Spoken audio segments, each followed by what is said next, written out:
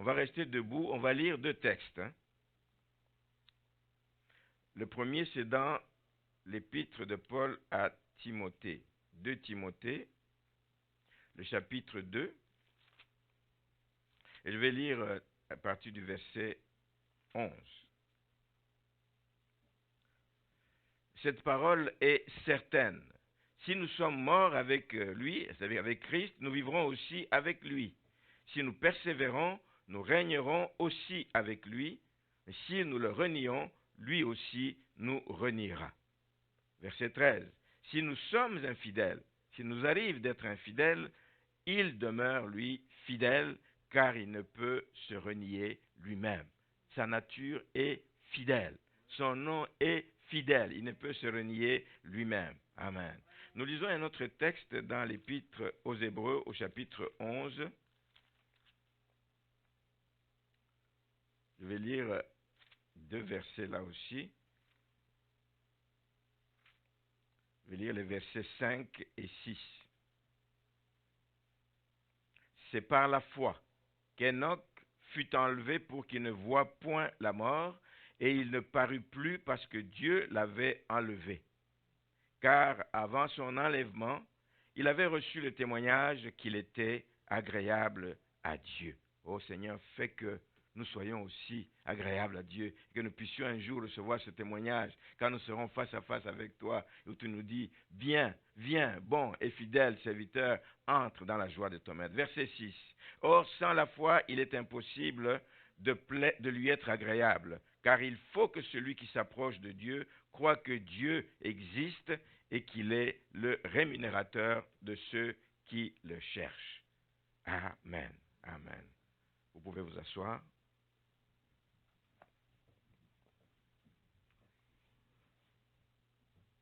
Alors, le chapitre 11, on aurait pu le lire entièrement, ça vaut la peine, mais vous savez que c'est une longue liste, une longue litanie, c'est un palmarès, on peut dire, des héros de la foi. C'est le chapitre qui nous parle des héros de la foi. On l'appelle d'ailleurs, selon les commentaires, la galerie des héros de la foi, où on expose leur vie, tout ce qu'ils ont fait et qui a fait qu'ils puissent être des vainqueurs. Amen. Pourquoi est-ce que ces gens sont si importants? C'est parce que dans ce chapitre, on évoque la vie de ces hommes qui sont, comme vous et moi, de la même nature. Hein. Ce n'étaient pas des héros parce que c'était des géants physiquement ou qu'ils avaient des ailes. C'était des hommes de la même nature que nous, mais qui ont fait la différence à leur époque. Frères et sœurs, soyons des chrétiens qui faisons la différence à notre époque. Et c'est possible. Parce que nous ne le ferons pas parce que nous sommes capables par nous-mêmes, nous le ferons parce que nous marchons avec celui qui nous rend capables de faire la différence. Mais il faut le désirer d'abord soi-même. Ces gens l'ont désiré et ils ont fait la différence à leur époque parce qu'ils ont discerné quelle était la volonté de Dieu. Qu'est-ce qui plaisait à Dieu? Qu'est-ce qui était agréable à Dieu? Parce qu'on nous dit ici que lui, Enoch, avait reçu le témoignage qu'il était agréable à Dieu, qu'il avait une marche qui plaisait à Dieu. Puissions-nous aussi avoir chaque jour et chaque instant de notre vie une marche qui plaise à Dieu. Une marche qui plaise à Dieu. Donc, cette marche n'est possible que si nous nous séparons. Nous nous séparons de ce qui ne plaît pas à Dieu, de ce qui n'honore pas Dieu. Cette marche n'est possible que si nous faisons au contraire ce que Dieu nous commande de faire, et la parole de Dieu nous donne beaucoup d'indications. Voilà pourquoi je dis toujours que marcher avec Dieu, mais ce n'est pas simplement de dire, mais je vais à l'église tous les dimanches. Ce n'est pas simplement de dire, je suis membre d'une église. Ce n'est pas simplement de dire, je donne ma dîme à l'église, au Seigneur. Marcher avec Dieu, c'est beaucoup plus que ça. C'est le fait de mettre sa foi en action. Tu ne peux pas marcher avec Dieu si tu n'as pas la foi en lui. Amen. Tu ne peux pas marcher. Parce que sans la foi, on ne peut pas être agréable à Dieu, nous dit le verset 6. Marcher avec Dieu, c'est faire confiance à Dieu. lui faire confiance, peu importe ce que ça nous coûte, même si ça doit impliquer qu'on se moque de nous. Quand nous sommes venus au Seigneur, c'est des années où il n'y avait pas beaucoup de convertis. Les premiers qui donnaient leur vie au Seigneur, vous savez comment ils étaient traités. C'était de regarder de travers. Quand tu passes, on dit, ah, c'est lui là qui... Il y a un prix qu'on a payé, mais qui n'a pas été très lourd, comme le prix que Christ a payé pour nous sauver. Amen. Mais il y a un prix à payer pour que nous puissions marcher par la foi. Marcher avec Dieu, c'est compter sur sa fidélité. Je viens de dire qu'il est fidèle. C'est sa nature. Alors il faut compter sur sa fidélité. Il ne déçoit jamais ceux qui se confient à lui. Marcher avec Dieu, ce n'est pas compter sur ses forces, mais c'est apprendre à se reposer en lui. Il va y avoir parfois des choses difficiles qui arrivent dans la vie. Si tu essaies de régler ça par toi-même, tu vas te fatiguer très vite. Mais tu te reposes en lui et tu t'attends à lui. Là où tu sens que tu ne peux plus, tu dis, Seigneur, moi je suis limité là, le reste c'est sur toi que je regarde. C'est toi qui vas m'aider à passer à travers ce que je vis et ce que je traverse. Je choisis à volonté, à dessein, le verset 5 qui parle d'Enoch. Il est un des nombreux héros qui sont cités. On parle de Noé, on parle d'Abraham, on parle de Moïse, on parle d'Abel, on parle de beaucoup de choses, on parle même de Rahab. Toutes ces personnes sont des héros de la foi. Mais j'ai choisi ce matin de parler un petit peu de Enoch, parce que lui, il a ceci de particulier, c'est qu'il n'a pas connu la mort. Il a été enlevé, il a eu la grâce particulière d'être enlevé au ciel, sans passer par la mort physique. Amen. Il n'y en a pas beaucoup comme ça dans la Bible. C'est Enoch qui est passé par là, parmi tous ces héros de la foi. Et il est passé par là à cause de son bon témoignage. Alors, assurez-vous que vous avez un bon témoignage. Pas seulement vis-à-vis des frères, mais même vis-à-vis de Dieu. Qu'un jour Dieu puisse dire, comme il a dit à Job, as-tu vu, il a dit au sujet de Job, as-tu vu mon serviteur? Un bon témoignage auprès de Dieu. Voici ce qui va assurer que nous puissions être aussi un jour des héros de la foi, comme tous ces héros dont on parle dans le chapitre 11. Enoch n'est pas passé par la mort à cause de son bon témoignage, à cause de sa vie agréable à Dieu, à cause du fait qu'il s'est abandonné à Dieu. C'est Dieu qui a mené sa vie. Et nous étions ici mercredi pendant l'étude sur les fondements de la foi chrétienne. Je me souviens que il y a peut-être 2 semaines ou 1 semaine, c'est Bertrand qui a posé la question. Il dit, mais lire la Bible, mais il y a des endroits de la Bible qui sont difficiles à lire. C'est les parties des chapitres qui parlent de généalogie. Tel engendrait tel, tel engendrait tel. Il dit c'est vraiment difficile et c'est barbare. Et je l'ai dit, j'ai dit l'autre jour sans citer le passage, que si nous allons dans le livre de Genèse au chapitre 5, c'est au chapitre 5, où on trouve cette généalogie, une longue généalogie. Mais pour montrer l'importance de tout lire, c'est que si on saute, on dit, oh non, tout ça, on dit tel engendrait tel. Voici ce qui était dit ici. On dit, Adam, âgé de autant d'années, engendra un fils, puis il mourut. Verset 5. Au verset 6, 7, âgé de 150 ans, engendra Enoch, puis il mourut. Verset 8. Verset 9. Enoch, âgé de 90 ans, engendra Kenan, puis il mourut. Kenan, au verset 12, âgé de 70 ans, engendra Mahalalel, puis il mourut, au verset 14. Au verset 15, Mahalalel, âgé de 75 ans, engendra Jéred. Oui, c'est barbant peut-être. Mais vous allez voir que, arrivé au verset 21, on parle d'Enoch dans la suite logique. Enoch, âgé de 65 ans, engendra Methushélah, et au verset 24, Enoch marcha avec Dieu, mais lui ne mourut pas, puis il ne fut plus, parce que Dieu le prit. Il y a toute une signification à cela, c'est que pourquoi lui a été pris et pas les autres sont morts, pourquoi il a été pris, et c'est l'explication que nous sommes en train de donner ce matin. Parce qu'il a marché de manière à plaire à Dieu, et lui a fait que dans toute la série, il y a comme une interruption de la mort. La mort a arrêté son cours pendant un temps suite à la vie de Enoch. Merci Seigneur. C'est vraiment spécial et c'est tout à fait remarquable. Et donc, je voulais le souligner ce matin parce qu'on voit que c'est important de lire ces différentes parties de la Bible parce qu'on voit que quelque chose a changé. Il y a eu une interruption. Et après lui, ça a continué. Tous ceux qui sont venus après ont connu également la mort.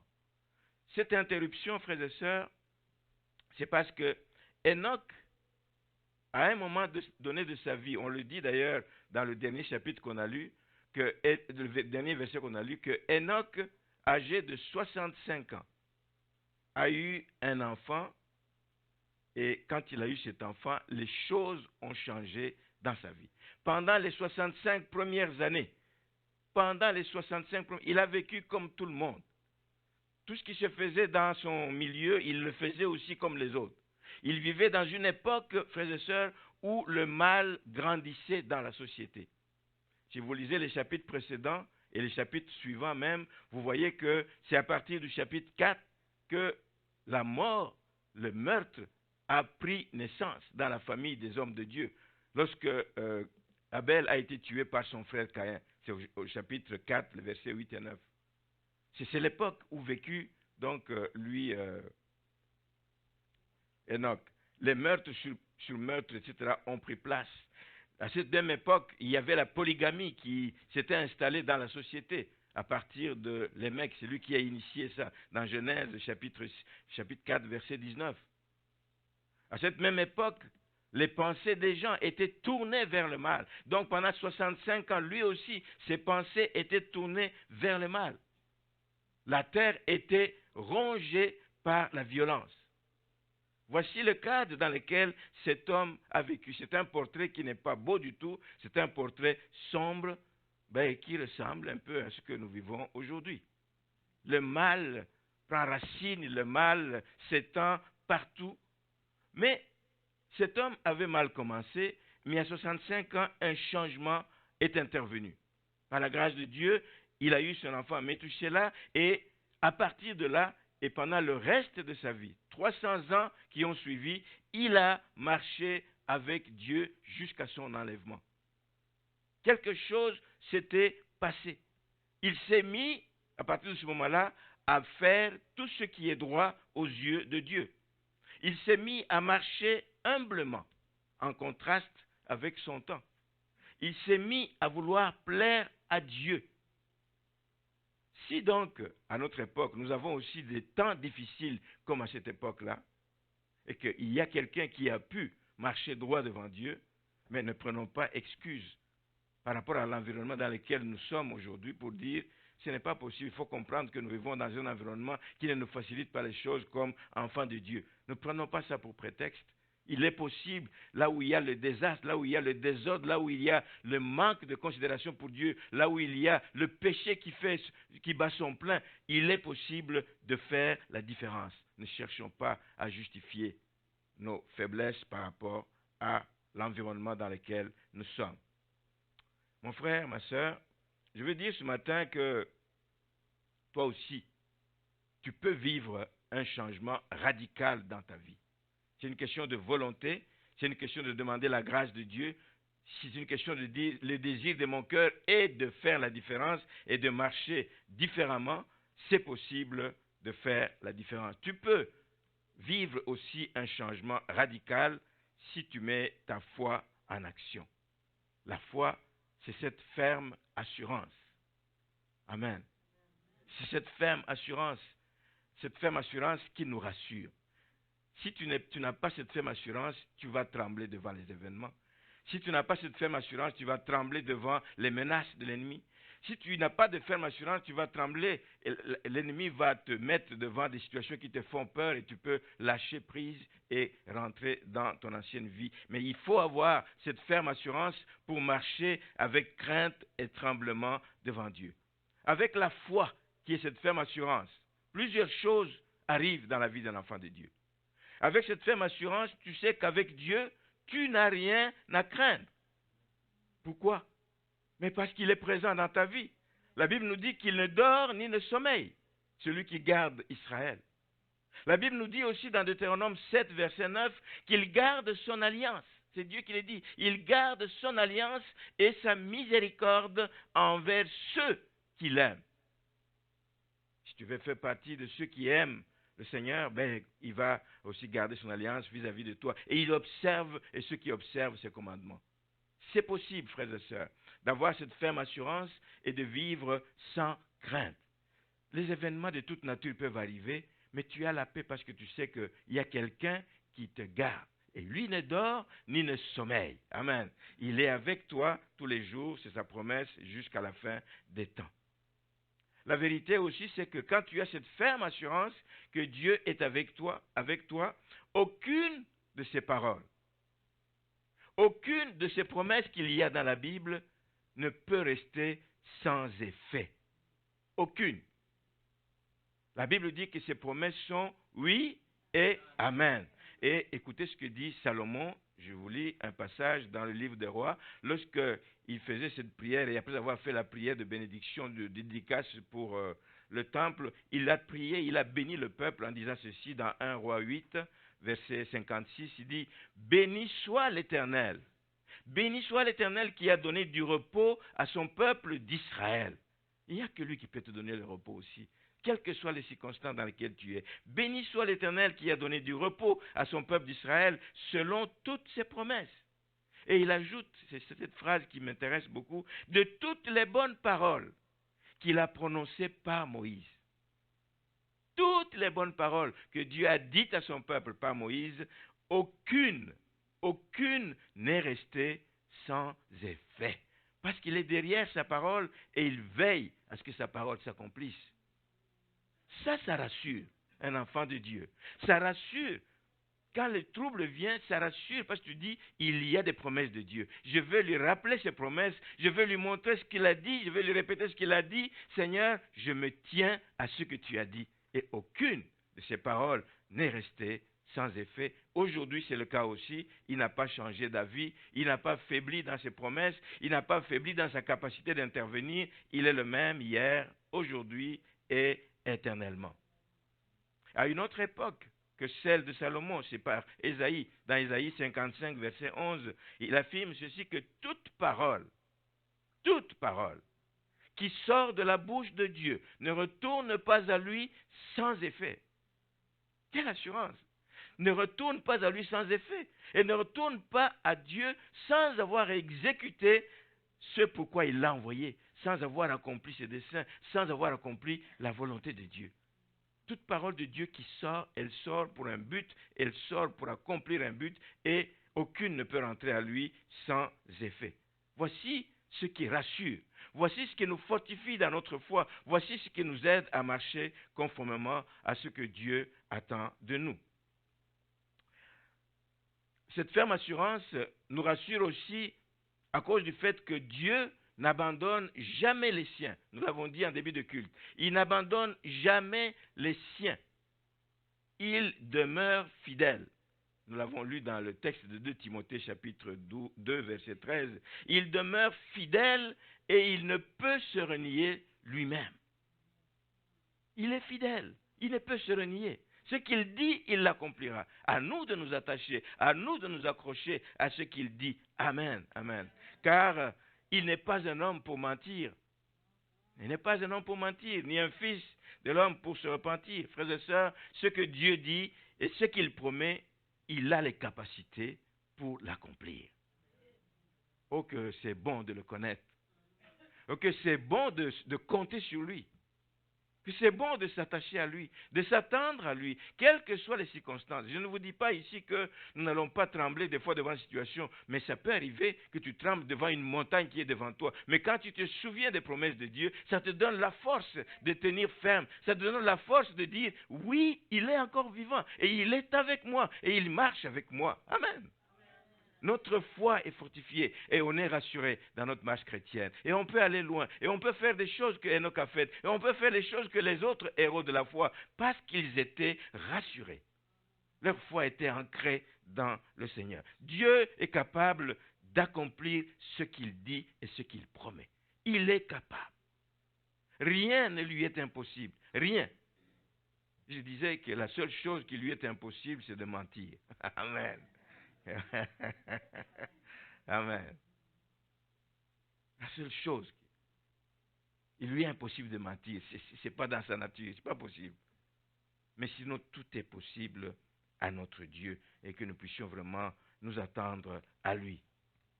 Une dernière chose qui vient rassurer les enfants de Dieu, une dernière chose qui doit nous donner la force de tenir ferme, c'est que peu importe où vous vous trouvez, peu importe l'heure de la journée, de la nuit, on n'est jamais tout seul quand on s'attend à lui.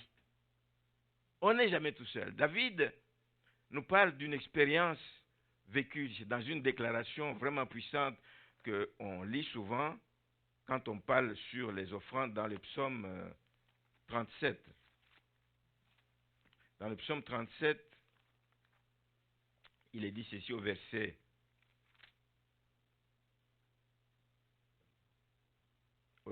25.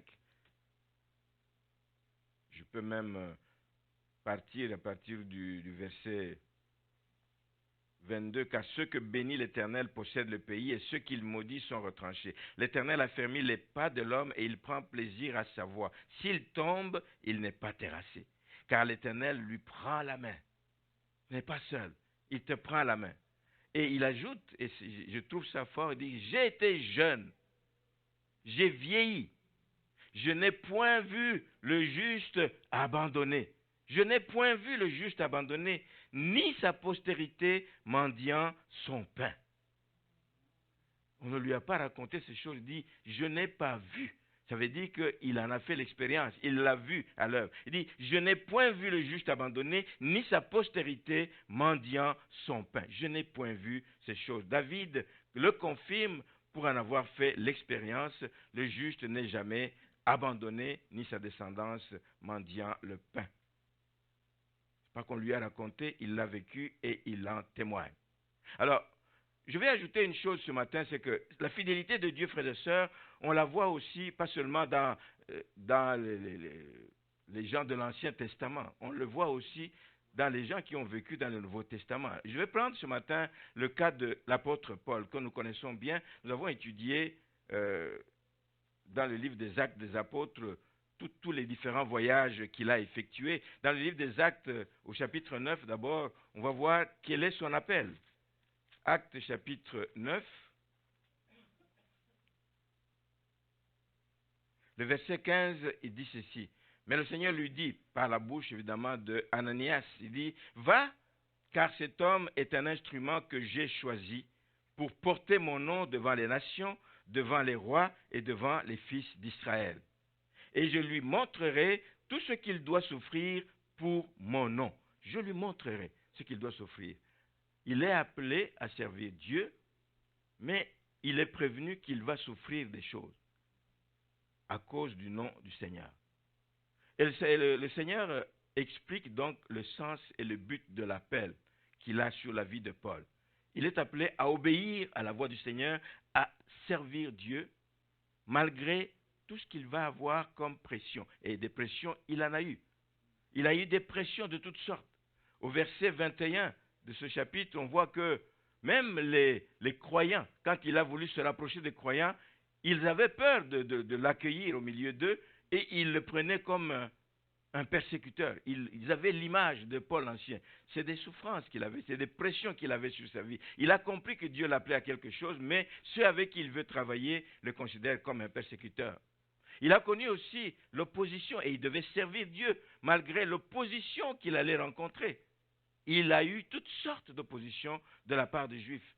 J'étais en prison, etc., etc., au point même qu'au verset 23, on nous dit qu'il cherchait à le tuer. Il cherchait à le tuer. Il n'avait rien fait de mal, mais il cherchait à le tuer. Mais nous savons qu'il y a l'ennemi mortel des enfants de Dieu, c'est Satan. Satan, lui, évidemment, voulait l'empêcher d'accomplir sa mission et il a mis toutes sortes d'embûches devant sa vie pour l'empêcher d'aller à Rome. Il devait aller à Rome parce que dans son appel on dit il ira parler pour moi devant les autorités, devant les grands. Et Satan voulait donc l'empêcher d'aller à Rome. Ça nous amène au chapitre 27 du livre des Actes des Apôtres, où il est en route vers Rome et il doit emprunter un bateau, donc faire route avec un bateau, mais il s'est dressé devant lui une forte tempête. À partir du verset 13, on parle d'un léger vent du sud et qui a été changé au verset 14 en un vent impétueux, etc., qui se déchaîna sur l'île et le navire a été entraîné dans tous les sens. Tout ça pour empêcher l'homme d'accomplir sa mission. Cette tempête va se déclencher durant le voyage, jusqu'au point même que le bateau qui les a amenés a dû échouer en morceaux, etc. Mais aucun de ceux qui étaient avec Paul n'est mort, n'a perdu la vie à cause de la présence de Paul. Quand tu es choisi par Dieu, quand Dieu veut te servir de toi, quand Dieu veut t'utiliser, quand tu lui donnes ta vie, tu te consacres à lui, ben Dieu va te protéger contre tous ces problèmes, contre toutes ces oppositions, contre toutes les pressions, contre toutes les manœuvres de l'ennemi. Aucun n'a péri et Paul a pu arriver. Au chapitre 28 du livre des Actes des Apôtres, on voit les versets 3 et 5 qui nous disent ceci. Paul ayant ramassé un tas de broussailles et l'ayant mis au feu, une vipère en sortit par l'effet de la chaleur et s'attacha à sa main. Quand les barbares virent l'animal suspendu à sa main, ils se dirent les uns aux autres, assurément cet homme est un meurtrier puisque la justice n'a pas voulu le laisser vivre après qu'il a été sauvé de la mer. L'ennemi n'a pas pu le tuer par la mer, il veut le tuer par la morsure d'un serpent. Un serpent certainement venimeux qu'on appelle une vipère. Mais Paul, verset 5, secoua l'animal dans le feu et ne ressentit aucun mal. Quand Dieu est avec toi, toutes sortes d'attaques vont venir, toutes sortes de pièges de l'ennemi vont arriver, mais il va te sortir de cette situation. Alors comme vous le voyez, il y a eu pas mal d'embûches dans les voyages de Paul, dans la mission qu'il a eu à effectuer, pas mal d'embûches, pas mal d'obstacles qui en temps normal auraient pu arrêter quelqu'un. Il dit mais ça en est trop là. Ça en est trop. Non seulement je veux servir, mais même ceux vers qui je vais pour servir avec eux, ils me rejettent. Ils me considèrent comme un persécuteur des chrétiens. Non. L'ennemi a ajouté des choses et tout cela donc. Mais lui, il avait cette ferme assurance. Cette ferme assurance qui fait la différence. Cette ferme assurance qui a permis qu'il ne soit pas déstabilisé par la peur des événements, par la peur de tout ce qu'il a eu à faire face, auquel il a eu à faire face. Il garda donc une confiance dans les promesses de Dieu. Il a gardé confiance dans la parole de Dieu qui a dit, tu iras pour moi, tu iras parler devant les grands, tu iras. Et même dans son voyage, justement, quand le navire connaissait donc la tempête, un ange, c'est au chapitre 27 du livre des Actes, au verset 23, il dit, un ange de Dieu à qui j'appartiens et que je sers m'est apparu cette nuit et m'a dit, Paul, ne crains point. Tu n'es jamais seul. Même dans des moments comme ça. Il faut que tu comparaisses devant César. Et voici, Dieu t'a donné tous ceux qui naviguent avec toi. Dieu est avec nous, frères et sœurs, dans toutes les voies, dans toutes les difficultés que nous pouvons connaître. Dieu est avec nous. Amen. Et comme Dieu est fidèle, il est évident que Paul, malgré tout ça, s'est rendu jusqu'à Rome. Il s'est rendu à Rome où il a pu s'adresser aux grands des Juifs. Les principaux des Juifs, comme dit la parole de Dieu. Il s'est adressé à eux et c'était des hommes importants, c'était des hommes les plus en vue dans la synagogue de Rome. Donc, il a pu leur témoigner de Jésus-Christ et c'était ça son appel. Que lui était appelé pour les Juifs. Il a parlé à tous ces grands de la synagogue de Rome. Il leur a parlé de Jésus-Christ. Il leur a dit que c'est lui, il n'y a pas un autre que vous attendez. C'est lui le Sauveur, c'est lui le Messie qui était attendu. Mission accomplie. Voilà ce que permet la foi. Quand tu marches par la foi, tu permets d'obtenir des résultats, frères et sœurs. Et c'est ce qu'il nous faut si nous voulons aller loin. Et c'est une foi simple, toute simple, comme celle d'un enfant. Alors, il y a une histoire, vous avez sûrement entendu, un enfant qui, comme ceux qui vont en haut à l'école de dimanche, on leur raconte souvent les histoires des personnages, et puis on leur a raconté ce qu'a connu Élie quand il a été nourri par un corbeau. Hein? C'est le corbeau qui lui amenait à manger. Il trouvait ça quelque chose d'extraordinaire. Il dit, mais oui, le corbeau peut nourrir quelqu'un quand il est dans une mauvaise position. Dieu se sert de tous les moyens qu'il veut, qui sont à sa possession, pour accomplir ses desseins. Donc il a appris ça et il a été fasciné par cette histoire. Un corbeau qui a nourri quelqu'un. Et il a retenu cette histoire. À tel point que un jour, pendant le temps des fêtes, je pense, pendant le temps de Noël et tout le monde s'affaire pour chercher à manger, mais eux, avec sa mère, n'avaient rien à manger, c'était malheureux. L'enfant dit, on va vraiment passer les fêtes comme ça, sans rien à manger? Et il appelle à sa mère, il dit, mais rappelle ton maman l'histoire du corbeau qui a nourri Élie. Mais pourquoi on ne demanderait pas à Dieu de nous envoyer aussi un corbeau? La maman était un petit peu embarrassée parce que elle ne savait pas quoi dire à l'enfant. Elle dit, l'enfant dit, non, moi je vais prier. Il est allé dans sa chambre, prié un certain temps. Il a prié Dieu. Je ne sais pas quel thème il a utilisé, mais il a parlé à Dieu. Nous n'avons rien à manger, ça va être Noël, ça va être un temps de fête. Les autres se réjouissent. Envoie-nous un corbeau, tu es capable, tu es Dieu, tu es capable. Si tu as nourri Élie, tu peux aussi nous envoyer un corbeau. Amen. Et puis il sort de la chambre, il va voir sa mère, il dit, j'ai prié, maintenant on va attendre le corbeau. Il sort dehors. Voilà, c'est vraiment la foi en action. Hein? La foi en action. Il sort dehors, il va dehors, il attend. Il attend. Et Dieu est resté Dieu. Il y a un monsieur qui est venu, habillé en noir, avec quelque part quelque chose qui est blanc. Il dit, oui, le corbeau arrive. Le corbeau arrive. Il est tout excité, il rentre dans la maison, il dit, maman, le corbeau est arrivé. Et le corbeau est arrivé.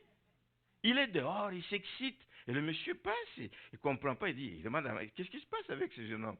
Alors la maman explique à l'enfant, non, c'est à l'école du dimanche, etc. On leur a appris que Dieu est intervenu pour nourrir ses serviteurs avec du pain et le corbeau a amené le pain. Alors il a vu que vous êtes habillé en noir et puis vous avez le blanc, c'est la couleur du corbeau. Il a dit, c'est le corbeau qui arrive et le corbeau que Dieu envoie. Mais comme le monsieur était, semble-t-il, chrétien, il a compris la chose. Qu'est-ce qu'il a fait? Il a servi vraiment il a joué le rôle de corbeau. Il a dit à l'enfant, va prendre le sac, va dans la maison. Et il est allé, il a fait des provisions pour la famille et ils ont eu à fêter la foi d'enfant. Une foi d'enfant qui soulève les montagnes, qui amène des corbeaux, qui transforme ces êtres humains en corbeaux. Voici la foi qui a animé les héros. Voici la foi qu'il nous faut aussi aujourd'hui si nous voulons faire la différence par rapport à des situations que nous croirions peut-être impossibles à changer autour de nous. Mais il y a beaucoup de choses que nous pouvons changer si nous aussi nous mettons notre foi en action. Comme cet enfant l'a fait et il a eu gain de cause, Dieu regarde dans nos cœurs, Dieu regarde. Si nous ne cherchons pas des choses pour être visibles, pour que nous soyons élevés comme les héros à l'Assomption, non. Nous voulons obtenir ces choses et ensuite glorifier Dieu. Amen. Voici ce que Dieu aime, voici ce que Dieu recherche. Je vais terminer ici en disant que Dieu que nous servons est un Dieu fidèle. Mais alors, pas comme les hommes, mais fidèle d'une fidélité sans faille. Il est fidèle à sa parole. Si nous voulons donc voir Dieu agir, appelons-le par sa parole. Appelons-le, Seigneur, par les moyens de sa parole. Rappelons-lui sa parole. Rappelons-lui les promesses qu'il nous a faites. Seigneur, tu as dit dans ta parole que voici ma situation aujourd'hui, alors interviens. Il est fidèle à sa parole. Il est fidèle à ses principes. Il ne déroge pas à ses principes. Dieu n'est pas un homme pour se rétracter à un moment donné par rapport à ce qu'il a dit. Il dit, j'avais dit ça, mais aujourd'hui je change d'avis. Non, Dieu ne se rétracte pas par rapport à ce qu'il dit. Dieu ne change pas. Il est fidèle à lui-même. Et l'apôtre Jacques, au chapitre 1er du livre de Jacques, verset 17, dit que Dieu est ce Père des Lumières chez qui il n'y a ni changement, ni ombre de variation. Dieu est le même, ses enfants l'ont chanté. Il est le même hier, il est le même aujourd'hui, il est le même éternellement. On peut compter sur lui. Comme les anciens ont compté sur lui, nous aussi, nous pouvons compter sur lui. Il ne change pas, il ne souffre pas d'ombre de variation. Alors, si nous croyons que Dieu est ce qu'il dit être, un Dieu fidèle, à nul autre comparable d'ailleurs, sa fidélité est sans faille, je vous invite ce matin à arrêter de jeter des regards inquiets quand les situations deviennent difficiles. Frères et sœurs, c'est ça qui va faire la différence. Parce que si tu jettes des regards inquiets, ça veut dire que tu ne crois plus à la capacité de Dieu d'intervenir dans ta situation. Ne jette pas des regards inquiets, ne cherche pas à gauche, à droite. Recours à Dieu. Parce que ce que tu cherches te viendra de lui. Il est capable de commander, la chose arrive. Amen. Un mot de sa part suffit. Arrête de jeter des regards inquiets. Arrête de jeter des regards inquiets. Arrête de te détourner de lui quand tu as l'impression que ça tarde à venir. C'est ce qui arrive souvent aux enfants de Dieu. J'ai demandé, ça fait 5 ans et je ne vois pas de solution, je ne vois pas de réponse. Alors, c'est peut-être pas la bonne place où je me suis adressé. Alors, tu commences à chercher auprès des hommes qui peuvent venir à ton secours. Amen. Ou chercher d'autres solutions qui ne sont pas de Dieu. Pas te détourner de lui, pas te détourner de son amour qui est pour toi et à qui d'autre d'ailleurs pourrions-nous aller, qui peut nous donner ce que notre cœur désire. Lui, il a tout, il dispose de toutes choses et il nous les donne chaque jour. Arrêtons de jeter des regards inquiets. Au contraire, arrêtons de mettre aussi notre confiance dans des choses qui périssent. Nous nous attachons beaucoup aux choses, mais c'est des choses qui passent, qui peuvent même nous échapper. Ne mettons pas notre confiance dans des choses, dans les possessions et autres, mais ayons confiance en Dieu. Et point final. Ayons confiance en sa fidélité, ayons confiance à sa parole, ayons confiance à son amour. Il nous aime, il nous aime. Et il nous a aimés avant la fondation du monde. Il nous a aimés pendant que nous étions encore pécheurs, au point de donner son Fils unique, mourir pour nous. Il nous aime. C'est une certitude que nous devons avoir. Quand nous nous adressons à lui, nous savons que nous nous adressons à quelqu'un qui nous aime. Qui ne nous aime pas parce que nous nous tenons devant sa présence, qui nous aime, même quand nous sommes distraits, il nous aime pareil. Amen. Et il se préoccupe de nous et il garde d'abondantes provisions, évidemment, pour ses enfants. Et donc, la meilleure chose que nous ayons à faire, frères et sœurs, ici-bas, c'est de nous soumettre tout simplement à sa volonté. Que sa volonté soit faite dans notre vie. Que sa volonté soit faite. Que notre vie, si nous mettons en pratique sa volonté dans notre vie va être agréable à Dieu. Il va se réjouir de notre vie et il va nous donner tout ce que notre cœur désire. Nous aurons la paix dans toutes sortes de circonstances qui peuvent nous environner. Amen. Amen. Que le Seigneur nous fasse du bien et que nous puissions, je crois que je n'ai même pas donné le titre du message, c'est à l'instar des héros de la foi. Hein? À l'instar des héros de la foi. Et c'est des gens de même nature que nous. Ce n'est pas parce qu'on les appelle héros de la foi que nous ne pouvons pas suivre. Leur histoire est écrite pour que nous puissions la suivre, que nous puissions nous en inspirer. Amen. Que le Seigneur nous fasse du bien. On va prier le Seigneur.